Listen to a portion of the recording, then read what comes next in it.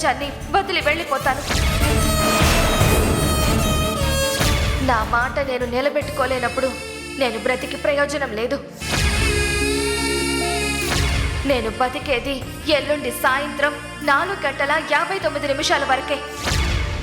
ఎందుకు వర్ష, ఎందుకు ఇలా మారిపోయావు? ఎందుకు నన్ను ఇంతలా బాధ పెడుతున్నావు? నా మనసంతా నువ్వున్నప్పుడు నా మనసులో స్థానం లేని సమంతతో నన్ను దగ్గర చేయాలని ఎందుకు ఇంతలా తాపత్రయపడుతున్నావు? ఇదంతా నువ్వు చేస్తుంటే నేనెలా తట్టుకోగలను అనుకుంటున్నావు? నీకు నేనెలా దూరం అవ్వగలను అనుకుంటున్నావు? నేను ప్రేమించి తప్పు చేశాను. నా ప్రేమ నీకు సరిగా చెప్పలేక తప్పు చేశాను. నా ప్రేమని అర్థం చేసుకోకుండా ఇదంతా చేస్తున్నావా? నాకేమీ అర్థం కావట్లేదు. నువ్వేం ఆలోచిస్తున్నావు?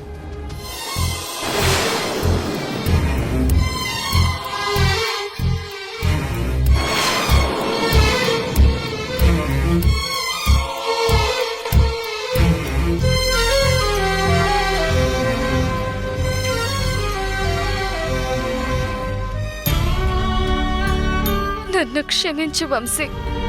నేను చెప్పిన మాటలు నిన్ను ఎంత బాధ పెడతాయో నాకు తెలుసు. కానీ తప్పదు. మనది ప్రేమ బంధం అయితే ఇక్కడ మాది రక్త సంబంధం. అక్క జీవితాన్ని చెల్లి నాశనం చేసిందనే నింద నేను భరించలేను. నా అక్క బాధపడుతూ ఉంటే నీతో కలిసి నేను ఆనందంగా జీవించలేను. అందుకే నా ప్రేమని చంపుకున్నాను. దయచేసి అర్థం చేసుకో వంశీ.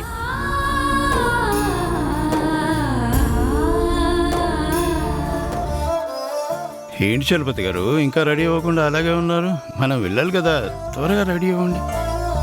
మనం వెళ్ళేది శంకరప్రసాద్ గారింటికి. మరొక్కసారి ఆలోచించడం మంచిదేమో. అదేంటి చలపతి గారు అలా భయపడుతున్నారు? మనం ఏమైనా బార్డర్ దాటి వెళ్తున్నావా? మనం వెళ్ళేది పాకిస్తాన్ కాదు, నా ప్రాణ స్నేహితుడింటికి, నా శంకర్ ఇంటికి. ఈరోజు వాడి షష్ఠి పూర్తి. నేను చూడకపోతే ఇలా. నా కళ్ళ ముందు వాడి షష్ఠి పూర్తి జరిగితే నాకు ఆనందంగా ఉంటుంది. అయినా మీరు ఈ విషయంలో ఎందుకు ఇంత ఆలోచిస్తున్నారో నాకు అర్థం కావడం లేదు. ఇందులో రహస్యం ఏమీ లేదు సార్. ఆయనని స్నేహితుడని మీరు అనుకుంటున్నారు, శత్రువు అని శంకరప్రసాద్ గారు అనుకుంటున్నారు.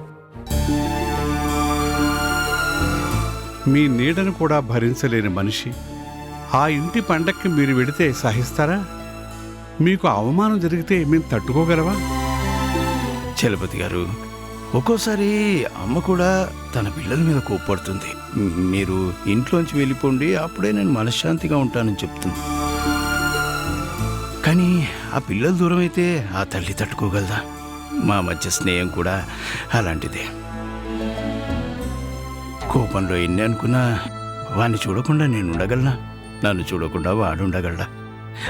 ఈ షష్ఠి పుడితినాడు వాడి చేయికి పెట్టాలని ఇదిగో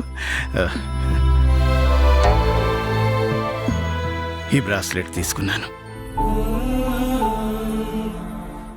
ఇది వాడి చేయకుంటే ఈ బంగారానికి కలుస్తుంది.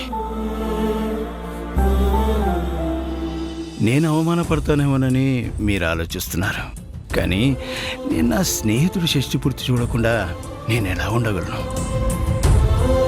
ఈ ప్రపంచంలో స్నేహాన్ని విడదీసే శక్తి ఎవరికీ లేదు, ఒక్క మరణానికి తప్ప. నేనున్నంత వరకు మా స్నేహాన్ని మరణం కూడా విడదీయలేదు. ఈ గుండె ఆగేంత వరకు, నా కన్ను శాశ్వతంగా మూతపడే వరకు ఈ శ్వాస శంకర్ గురించే ఆలోచిస్తుంది. నా ధ్యాస శంకర్ గురించి ఉంటుంది. ఇందులో ఎలాంటి ఆలోచన లేదు. మీరు నా వాళ్ళు కాబట్టి మిమ్మల్ని నాతో తీసుకెళ్దాం అనుకుంటున్నాను. పదండి, వెళ్దాం.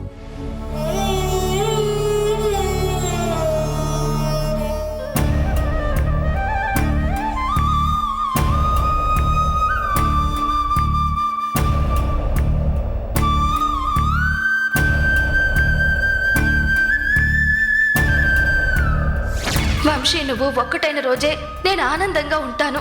వంశీ నీతో సంతోషంగా ఉన్న రోజే నేను ప్రశాంతంగా ఉంటాను. మీ ఇద్దరిని కలుపుతాను. అక్క, నీ జీవితాన్ని నిలబెడతాను అని నీకు మాట ఇచ్చాను. నిన్ను వంశీని కలుపుతానని నేను ఎప్పుడో నిర్ణయం తీసుకున్నాను. అది జరిగిన రోజు నేను సంతోషంగా ఉంటాను. నేను ఈ ఇంటి మనవరాల్ని అని, ఈ ఇంటి మనిషిని అని బయట ప్రపంచానికి తెలియజేసి నా వాళ్లతో నేను కలిసి ఉంటాను. అది జరగని రోజున నేను ప్రాణాలతో ఉండను. నేను ఇచ్చిన మాట నిలబెట్టుకోలేనప్పుడు నేను బ్రతికి ప్రయోజనం లేదు. నేనున్నంత వరకు వంశీ నీకు దూరంగానే ఉంటాడు. అదే నేను శాశ్వతంగా ఈ లోకాన్ని వదిలి వెళ్ళిపోతే కొంతకాలం బాధపడిన తర్వాత వంశీ నీవాడవుతాడు. మీ ఇద్దరిని ఒక్కటి చేయడానికి నా ప్రాణాన్నైనా తీసుకుంటాను, కానీ నీకు మాత్రం ద్రోహం చెయ్యనక్క. అమ్మ వర్ష, అసలు ఈ వర్ష ఎవరు? దీనికి వదిన ఇంత ప్రయారిటీ ఎందుకు ఇస్తోంది? దాని ఒంటి మీద ఈగ కూడా వాలకుండా ఎందుకు చూసుకుంటోంది? అసలు ఈ వర్ష ఎవరో ఏంటో ఎలా తెలుసుకోవాలి? వదిన దీని గురించి ఎందుకింత తాపత్రయపడుతుందో ఎలా తెలుసుకోవాలి?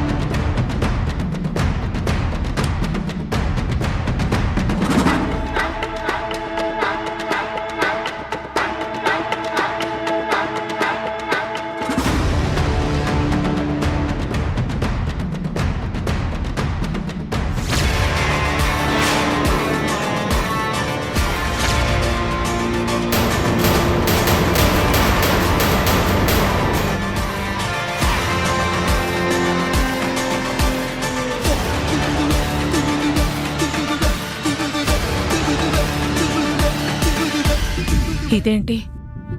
ఈ లాకెట్ చైన్ సమంతది కదా. ఇలాంటిది వర్షా దగ్గర ఒకటి ఉంటుందని వదిన ఎన్నోసార్లు చెప్పింది. మరిది సమంత చైనా వర్షాకిచ్చిందా, లేక తప్పిపోయిన మనవరాలు వర్ష ఈ వర్షానా? అందుకేనేమో వదిన వర్ష మీద ఇంత ప్రేమ చూపిస్తోంది.